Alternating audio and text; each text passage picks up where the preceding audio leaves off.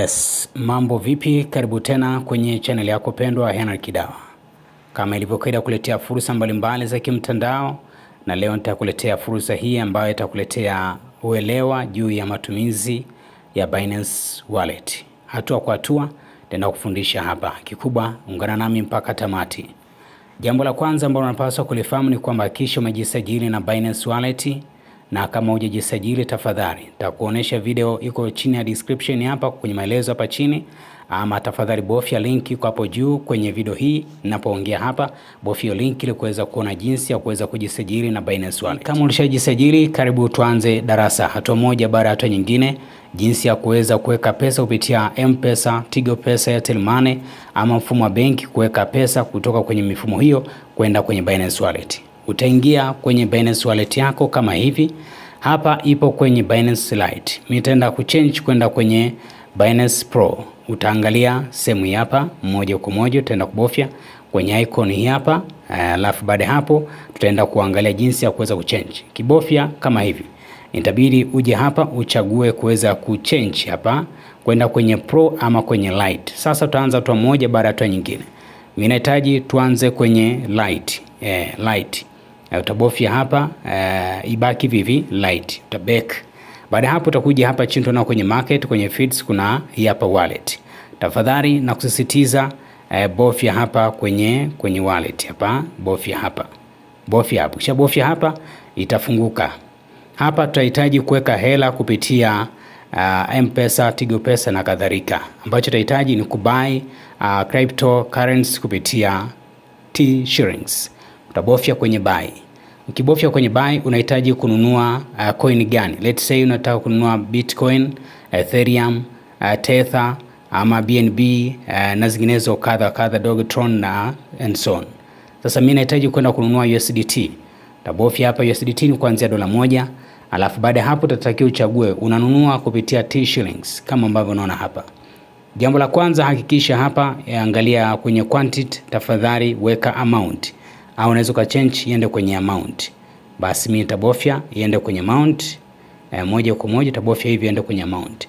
Basi nahitaji kununua let's say $2. Tabofya $2. Baada hapo ina maana kama nahitaji kununua USDT. Sasa kama nanunua coin nyingine itakuletea hapa ila ina coin ambayo unahitaji. Mimi nahitaji $2. Tabofya okay. Itafunguka na kuambia okay, hebu tuongeze kiwango tuone itakuwaje. Amount tuweke let's say $20. Okay, ina maana kwamba wale ambao wanauza ambao wanauza kuanzia $. Basi moja kwa moja kama ambavyo nimekuambia, unaweza ukaamua kusearch hapa kuweza kuona wale ambao wanalipa kwa M-Pesa, Tigo Pesa, M-Pesa ya Tanzania, Airtel Money ama bank transfer.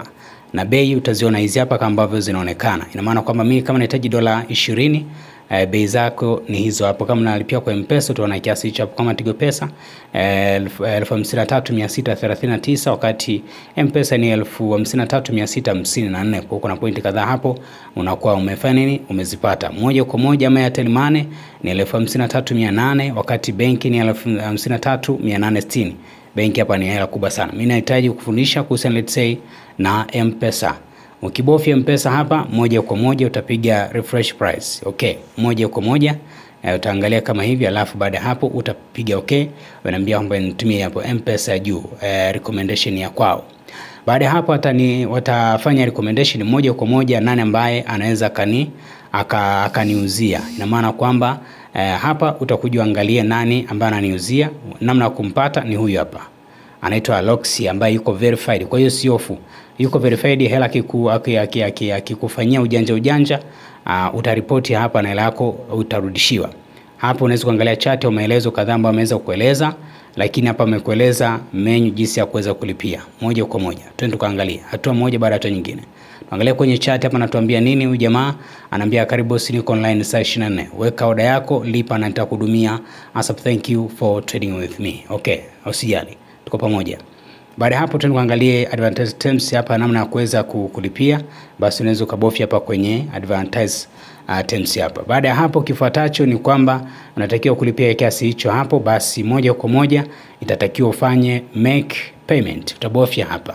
Watakwambia maelezo, kumbuka account number ni hii hapo na account ya kulipia hii hapa. Unaona? Sasa baada ya hapo basi unaweza kufanya ukalipa hiyo hela, na ukishalipa kama hapa nakwambia transferred notify seller. Kwa hiyo ukishalipa basi moja kwa moja itaenda kwenye hapa kwenye report ya release crypto. Ina maana kwamba yeye ataachilia hizo $20 ambazo umefanya nini, umeomba. Hii ni njia ya kwanza ya kuweza kununua coin au cryptocurrency kupitia mtandao.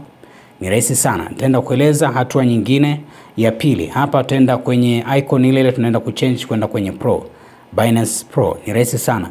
Hapa nitaenda kueleza na utaweza kupata wengi zaidi. Jambo la kwanza hapa, ukifikia hatua kama hii, tafadhali bofya hapa kwenye eneo limeandikwa wallet hapa. Achana na hizo zingine. Kibofya hapa moja kwa moja tuende kuonesha. Baada ya hapo utaenda kwenye let's say ukaangalia hapa kwenye funding na nini, utabofya funding hapa, utaenda kuchagua coin ambayo unahitaji. Mfano mimi nahitaji USDT niweze kuuza, niweze kununua, let's say utabofya hapa USDT. Ukibofya hapa moja kwa moja, tafadhali chagua hapa tunahitaji kufanya trading hapa ya P2P, yani person to person. Unaona? Moja kwa moja. Hapo utachokiangalia basi tapiga hapa kwenye P2P.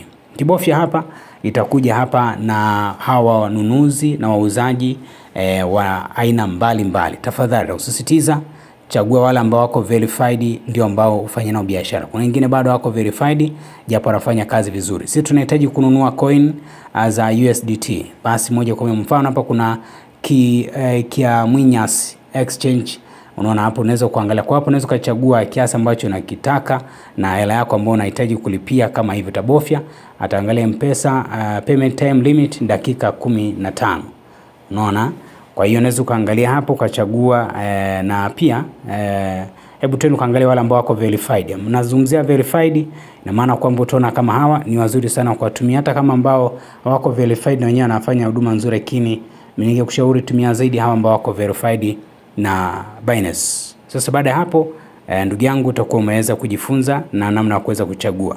Mfano kama huyu tutaweza kuangalia, labda tuchague wenye hela ndogo 2600, 2600. Naona wengi 84, okay 82, 81. Hebu tuangalie huyu Mr. Turu.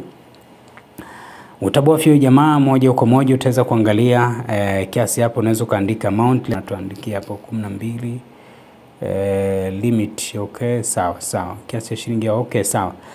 Mark limit ni 10,000. Okay, sawa. Tuandika hapo 10,000 let's say, alafu na nakubali, alafu tapiga buy hapo. Tunahitaji kununua kwa ajili ya kuweza kuweka kwenye mtandao wetu. Basi moja kwa moja atakuja hapa, atakwambia jinsi ya kuweza kufanya nini, kulipia hapa, na hapo utakuwa utamake payment hapa moja kwa moja. Utaenda kwenye make payment, alafu anakuambia Jackson Manuru, namba yake ya simu hapa, Jackson Mateo Manuru. Tafadhali unaweza kumpigia simu kabla ya kuweza kufanya payment, ili sasa aweze kukuwekea hela yako kwenye mtandao wako wa Binance Wallet. Hii ni njia ya pili ya kuweza kuchagua. Hapa sijafanya payment, ndio maana iko hivi, lakini hapa unaweza kupata kuuza. Basi utabofya hapa kwenye sell, yani wewe ni kuswala tu la exchange hapa. Utakuja hapa kwenye exchange, sell ama buy. Ni rahisi sana kuweza kuweka hela yako kupitia M-Pesa, Tigo Pesa kwenda kwenye Binance Wallet. Kama utakuwa na swali, tafadhali niandikie hapa chini. Siku nyingine nitaenda kueleza jinsi ya kuweza kufanya trading kupitia mtandao huu ama kutengeneza pesa kupitia hii Binance Wallet. Endelea kusubscribe, endelea kushare video zangu kwa watu wengine ili tuendelee kwa pamoja zaidi. Thank you for watching. See you next time.